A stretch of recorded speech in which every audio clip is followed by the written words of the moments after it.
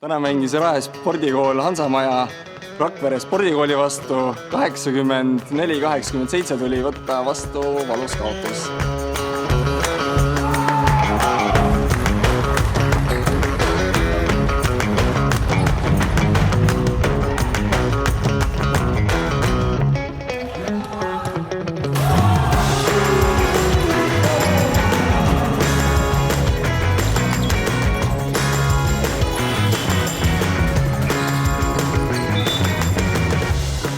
Kuna peatreener pidi ära jooksma ja ükski mängija ei ole valmis peale sellist valusat kaotust intervjuud andma, siis olen mina see õnnelik, kes saab siin paar sõna öelda.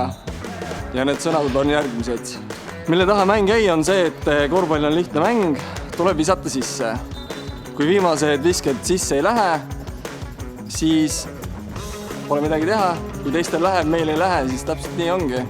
Meil on rohkem punkte kui meil. Kõrvaltvaataja pilguna ma ei ütleks, et me olime halvemad, 3 punkti kaotust, hull asi. Tegelikult noored poisid olid väga agressiivsed, kaitses jalad liikusid, vahepeal on mõned lollid vead tulevad sisse, aga noored poisid, küll kogemustega asi paraneb. Visete kohta pole midagi öelda, isegi keerulised visked tegelikult läksid, skoorid olid mõlemal meeskonnal üsna suured ja ei ole asi selles, et väga kehv kaitseda, vaid pigem oli täna üsna täpne käsi enamustel mängijatel. Lõpus oleks võinud loomulikult 3-sed minna, et see võit koju tuleks.